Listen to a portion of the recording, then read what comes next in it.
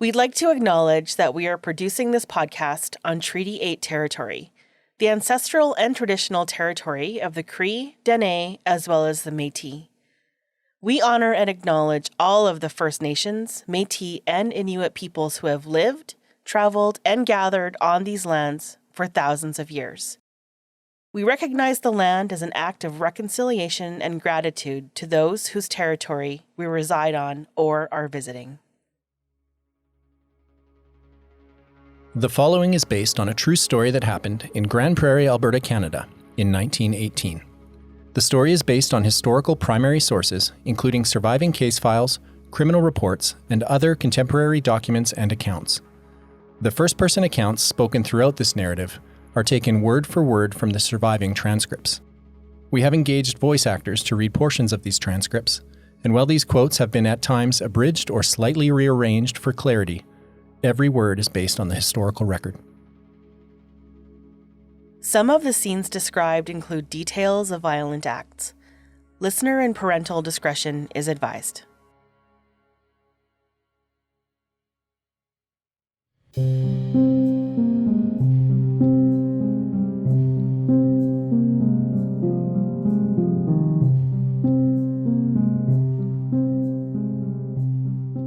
June 1918, Northern Alberta, Canada. The First World War is months from ending, and men from communities across Canada are still overseas. Many, of course, will never return home. The Spanish flu pandemic, relatively mild in the spring, is a few months from shocking everyone with its deadly second wave. And in the northern frontier village of Grande Prairie, located several days' travel north of the provincial capital of Edmonton, a horrific discovery is about to be found.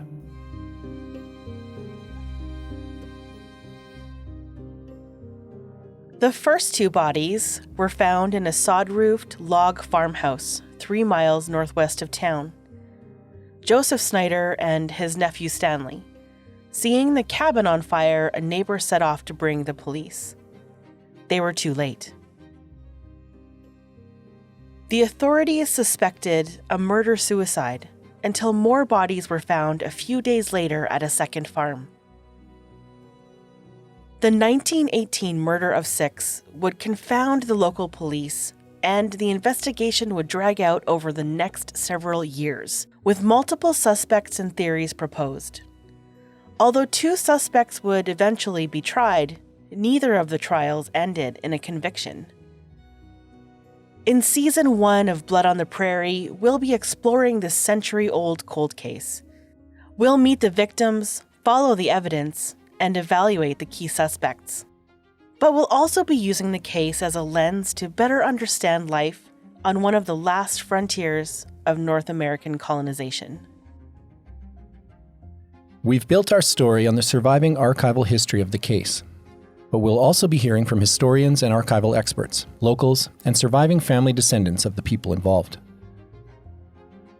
Locally, among a certain set of families, this story has been told and retold, fact, rumor, and myth, all mixed up in a game of telephone lasting 100 years. Yet most people in the now thriving city of Grande Prairie have no idea that Alberta's largest unsolved mass murder happened here only a few generations ago. Although there is tantalizing evidence that suggests several plausible theories, the 1918 murder of 6 has never been solved. I'm Chris Sapola. I'm Chris Beauchamp. This is Blood on the Prairie.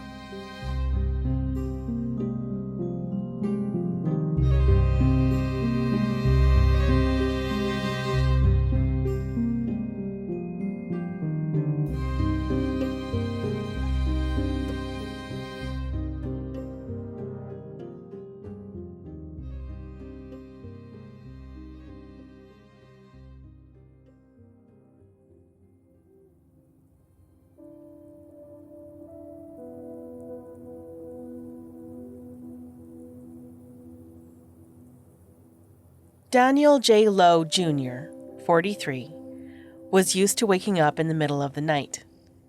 Most nights, he'd wake up 2 or 3 times. Sometimes, when he couldn't get back to sleep, he'd slip out of bed, perhaps quietly, so as not to wake his wife Anne and their 4 young children.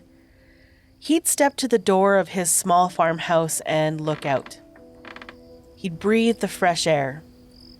Maybe he took a smoke, maybe a drink, maybe nothing at all.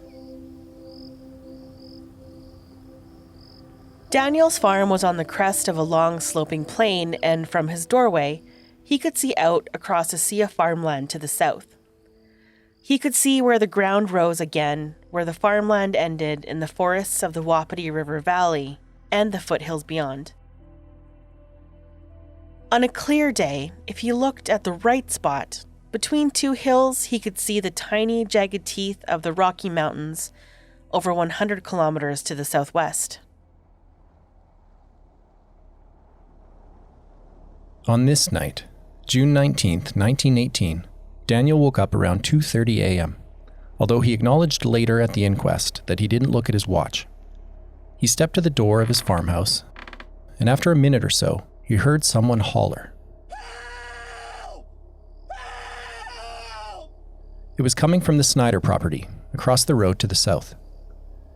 Daniel thought he heard someone shouting for help, followed by a gruff reply and a scream, which was cut off abruptly.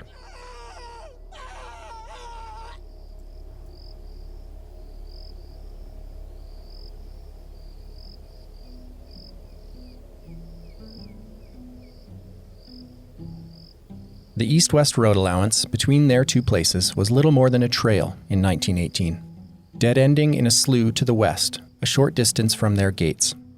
If there was trouble down at the Snyder place, Daniel was going to find out. I told the missus I heard someone holler for help and put clothes on and ran down. On June 19th, the summer solstice is a mere 3 days away, and the sun doesn't actually set in the northern Grande Prairie area until 10:38 p.m. With the long summer days and short nights, the sky can hold a bit of dusky light through much of the night, and by 2:30 a.m., the pre-dawn light is already starting to light up the sky. Daniel Lowe described it like this while testifying at the criminal inquest a few days later. It was dark below and light above. Dark out, but when you looked up, you could see the tops of trees light. That is, you could see against the skyline, but not below it. Yes. I heard a noise, and it seemed like a man hollering for help. Hollering 2 times for help. And then it seemed to me, I would not swear to it.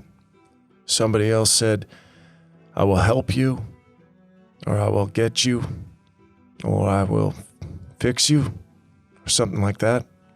He had a very gruff voice. Just an instant after that, I heard someone making, and it was cut right off short. It came from the direction of Snyder's house. Were you looking in that direction?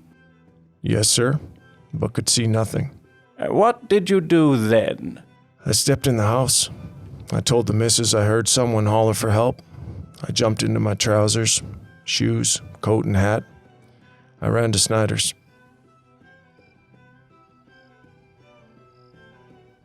Daniel made his way down to the Snyder's place the same way he always did.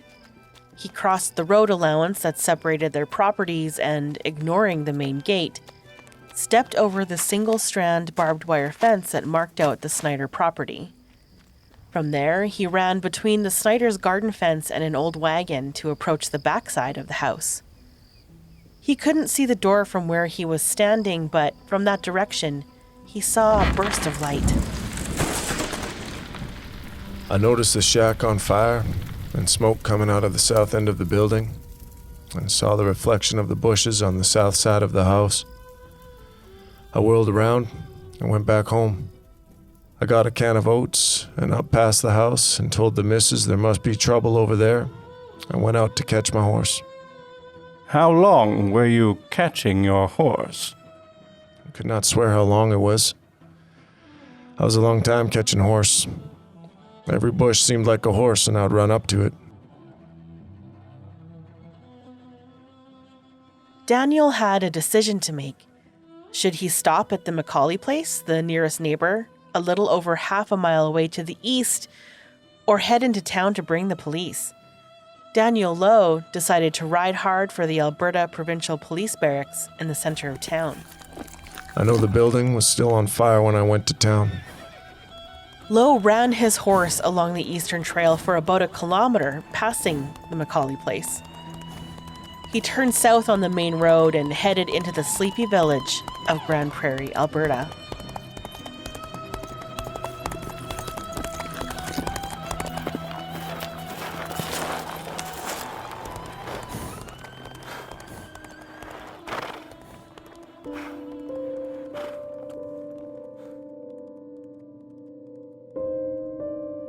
From the Snyder farm, along the road allowances, the ride to town is approximately 3 miles, or 5 kilometers. If Daniel Lowe was riding his horse at close to a full gallop, he may have been doing 30 or 40 kilometers per hour, and he could have made that trip in as little as 10 minutes. It's impossible to know what Daniel was thinking about during those minutes in the wee hours of June 20th, 1918. The Snyder farm was burning. His neighbors were missing. And that voice, the gruff man. I'll get you!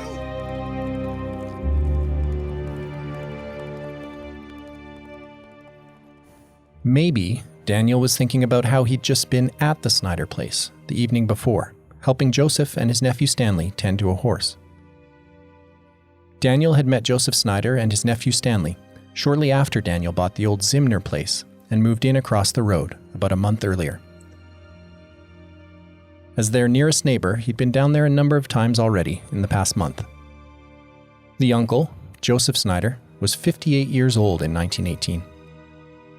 Acquaintances described him as a quiet man who kept to his own business. He'd settled in the area about 8 years earlier. His nephew Stanley, 27 years old, had moved in with his uncle the previous October, after spending 5 years working on the railroad. Stanley seemed to get along well enough with his uncle Joseph. Friends described him as a calm young man who never had any trouble with anyone. The Snyders were fine enough people. Quiet. Neighborly. Perhaps Daniel Lowe was thinking about the Snyders during his ride to town. Or maybe Daniel was thinking of more personal concerns as he galloped his horse. Maybe he was thinking that the man behind that gruff voice was still back there somewhere. And he'd left Anne and his 4 young children alone back at the farm. Perhaps Daniel Lowe was scared for his family. Perhaps he was scared for himself.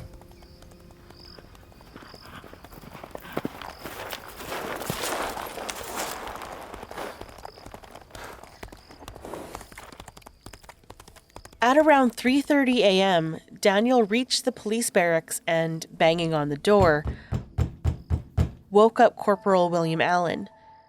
Allen sent Lowe over to a local garage to wake up the proprietor to secure a car for the return trip to the Snyder place. Later, the driver, A.V. Thompson, recalled events from that night. Just before 4 o'clock, I was woke by Mr. Lowe, and he said that Corporal Allen wanted me to take him up to Mr. Snyder's.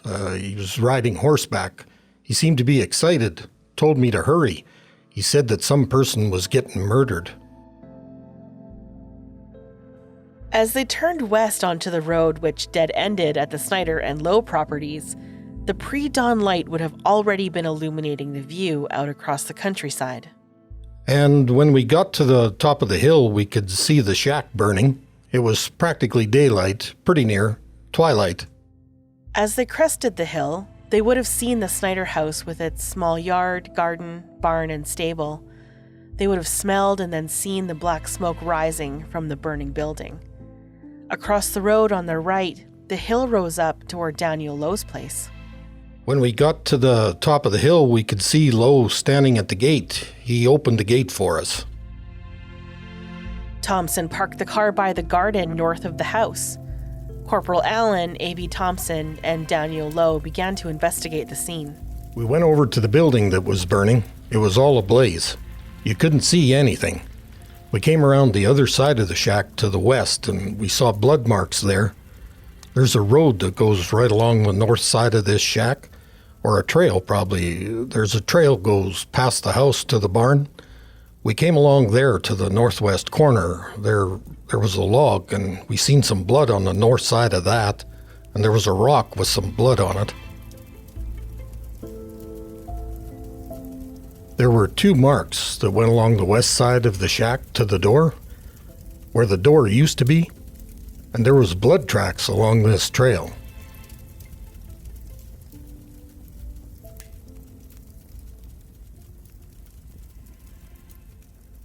As the building burned, the group continued to inspect the ground for tracks or other signs. Thanks to a heavy buildup of dew on the mostly long grass, conditions were favorable for detecting tracks around the property. The dew was on when we first went there. There was quite a heavy dew that morning. The men followed what appeared to be horse tracks, which disappeared around the slough to the south. They found Snyder's horses in the field down there, and Daniel Lowe was relatively confident that they were all accounted for.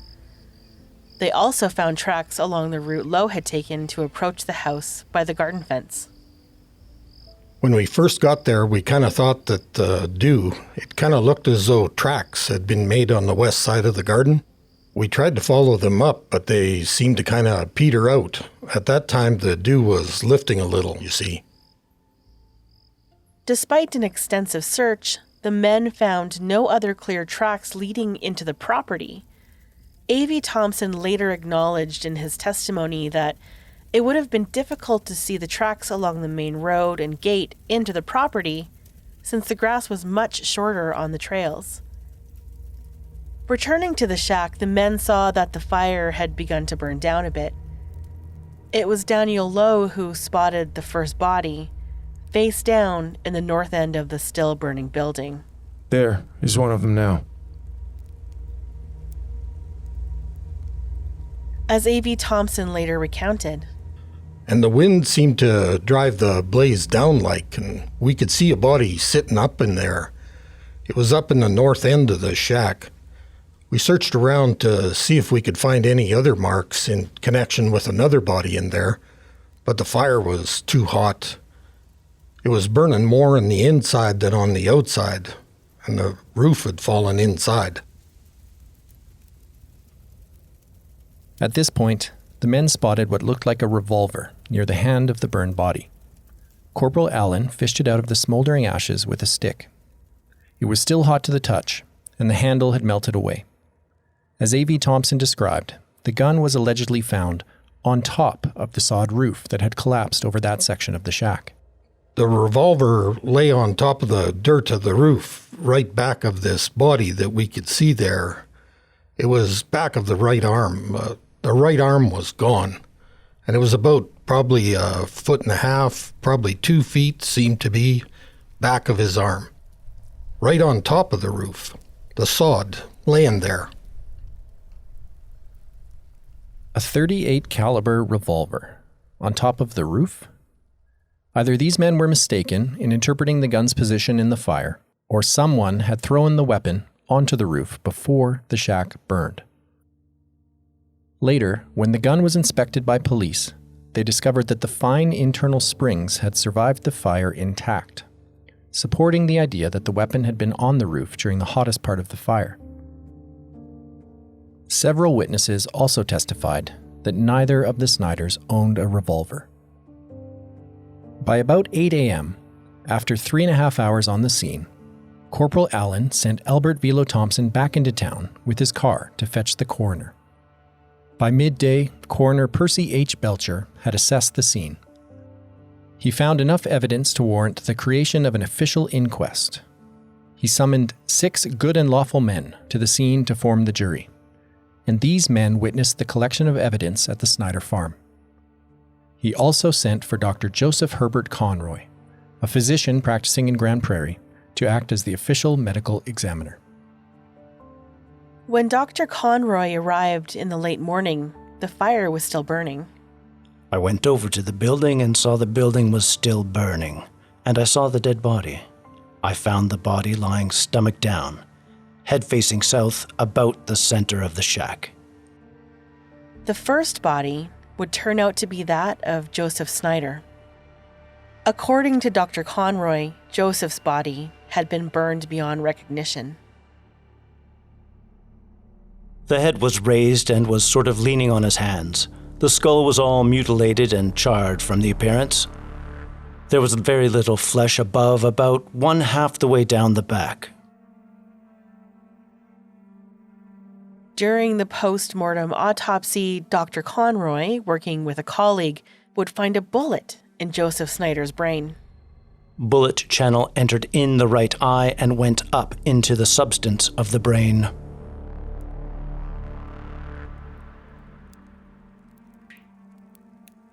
By late morning, the embers had died down enough for investigators to finally get closer to the house. And it wasn't long before they saw the second body, lying close to the door of the cabin in the south end of the shack. The corpse was found partially buried under earth and ash. It too was badly burned. There was some indication that wood or posts had been piled on or near the body before it was burned, perhaps as a means to start the fire. After some little time, another dead body was dug up. I believe there was some wood over or alongside of it. This body was more or less in same condition as the previous body. His flesh all charred and many of the bones burned too. He had a gold tooth a gold filling on one front tooth, an upper. Several witnesses would later identify the body based on this single remaining feature, a gold filling in Stanley E. Snyder's mouth. Stanley had also been shot, though unlike his uncle, the bullet had entered the back of Stanley Snyder's head. The bullet hole went through the scalp and skull about 2 inches behind the left ear on a level with the top of the ear. We found no exit and found no bullet, but the bullet could easily have exit at the top of the skull, which was severed. The top of the skull was completely gone. Exploring the scene that morning, Dr. Conroy examined the evidence of blood around the cabin. I found a streak of blood leading from or to what was evidently the door on the south side of the shack, and the streak of blood went north to the block of wood where there was blood found on the north and south of the said block of wood. There was also blood found to the east of the shack on the grass and ground.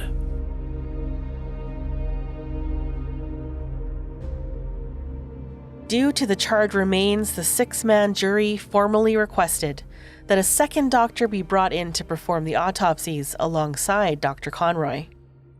Dr. Martin McDonald of the neighboring community of Lake Saskatoon was summoned on June 21st. Dr. McDonald testified that the slug removed from Joseph Snyder's brain was consistent with a .38 caliber bullet. In regard to Stanley, McDonald testified that they found a great deal of blood baked on the skin. The bullet had entered Stanley Snyder's lateral sinus. The lateral sinus is a blood channel running around the base of the skull posterior.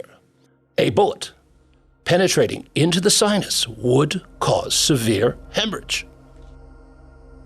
Asked if they could detect other evidence of violence or signs that the fire was started before they died, both doctors agreed that with the state of the bodies, they just couldn't be sure. But that it was reasonable to assume that the gunshots in both men would have been enough to cause instant death. The bodies were in too much of a charred condition. They were literally cooked.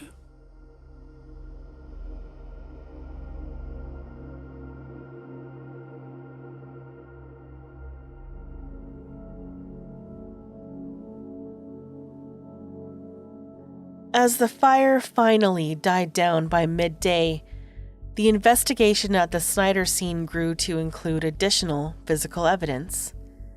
Records on the exact sequence of these discoveries are scant, as the original investigative reports and drawings taken at the scene are lost, but there are several references from the later inquest testimony and criminal trials which point to some tantalizing clues. The only money found was a few dollars in a small leather change purse, which apparently belonged to Joseph Snyder. a mysterious ring of keys turned up, which did not match any of the locks at the Snyder place. There was some indication that wood and oil had been piled on Stanley Snyder's body before the fire was lit, although some thought later that this may have just been debris from the roof collapsing. The .38 caliber revolver discovered near Joseph Snyder was later found to contain 5 spent cartridges. 2 watches were found on the scene, presumably belonging to the victims. Both watches had been burned in the fire. One was damaged beyond telling, but the other still had its watch face intact. The hands permanently stopped at 2:41 a.m. The case was already complicated, and it was about to get a lot more so.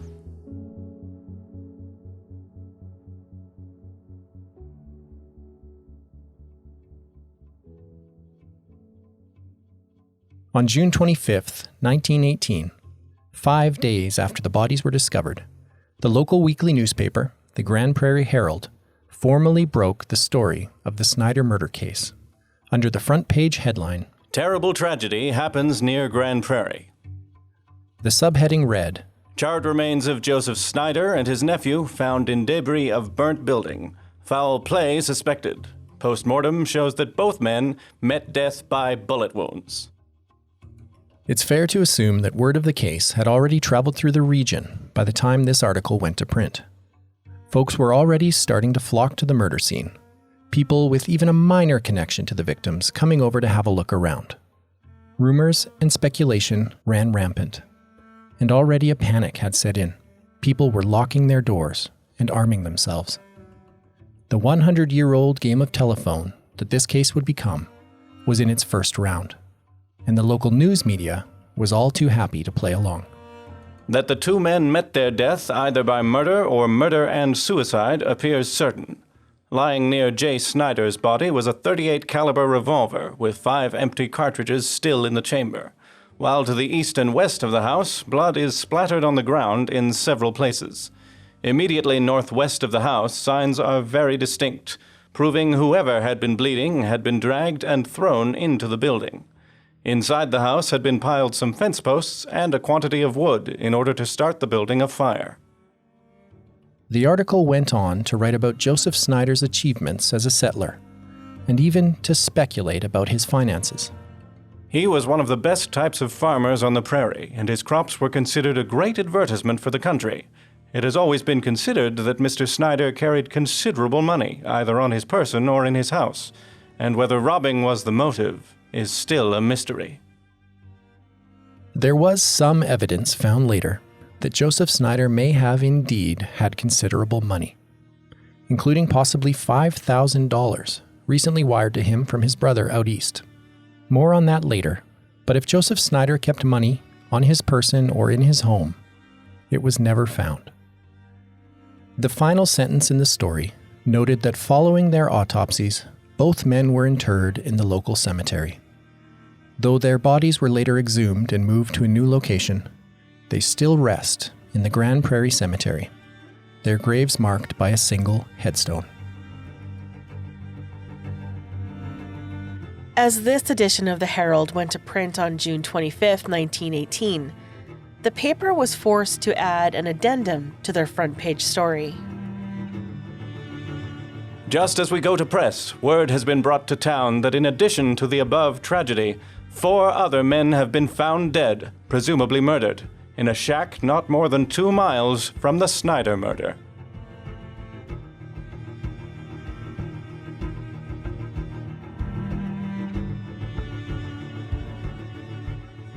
With the discovery of 4 more dead men at the farm of Ignace Patton, 3 miles from the Snyder farm, the Snyder murder case was about to become the 6th murder case. In the second episode of Blood on the Prairie, we'll explore the grisly details of the Patton murder scene and get to know the other 4 victims. We'll also learn about some surprising evidence linking the 2 crimes.